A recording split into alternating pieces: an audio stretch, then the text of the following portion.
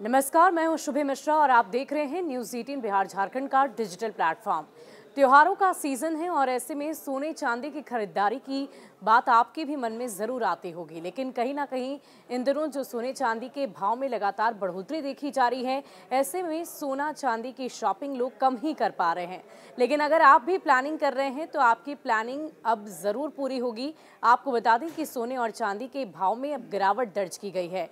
दरअसल Indian Boolean jeweller association की तरफ से ये नई जानकारी सामने आ रही है कि सोने का भाव भी 749 रुपए कम हुआ है, वहीं चांदी में भी गिरावट दर्ज की गई है, यानी कि प्रति किलो चांदी में 2456 रुपए की गिरावट दर्ज की गई। वहीं सोने की बात करें तो 10 ग्राम 24 कैरेट सोने में 749 रुपए की गिरावट दर्ज की गई है।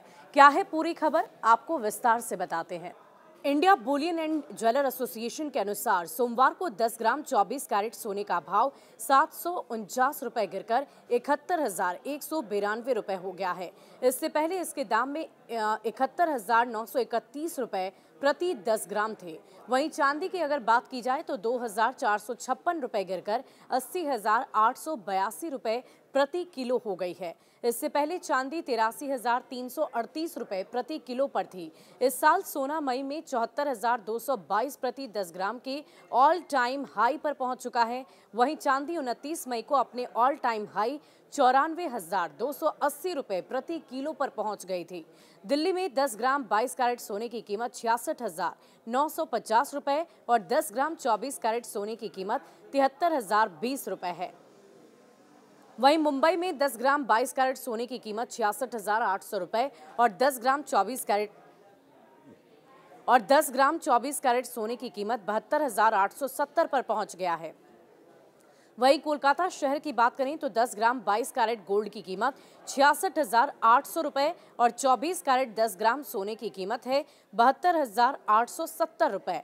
चेन्नई में 10 ग्राम 22 कैरेट सोने की कीमत 66,800 रुपए, 10 ग्राम 24 कैरेट सोने की कीमत 72,870 रुपए पहुंच चुकी है।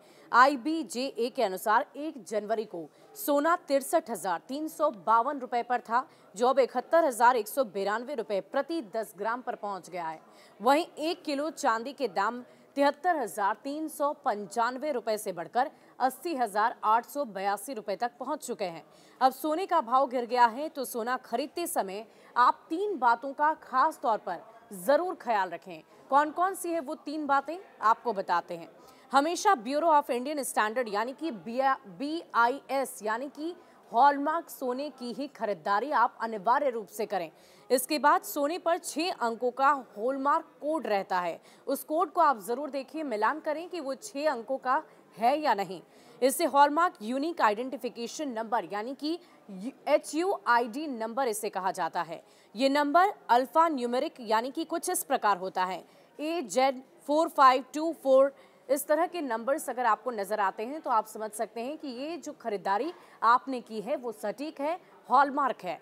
हॉलमार्किंग के जरिए ये पता करना संभव है कि कोई सोना कितने कैरेट का है। सोने का सही वजन और खरीदने के दिन उसकी कीमत India Boolean and jeweller association की वेबसाइट से आप जरूर से क्रॉस चेक करिएगा। सोने का भाव 24 कैरेट, 22 कैरेट और 18 कैरेट के हिसाब से बिल्कुल अलग अलग होता है। 24 कैरेट सोने को सबसे ज्यादा शुद्ध माना जाता है। कहते हैं कि इसकी शुद्धता 100% तक होती है, लेकिन इसकी ज्वेलरी नहीं बनती क्योंकि वो बेहद मुलायम होते हैं। सोना खरीदते वक्त कैश पेमेंट की जगह UPI और डिजिटल बैंकिंग के जरिए पेमेंट करना अच्छा रहता है।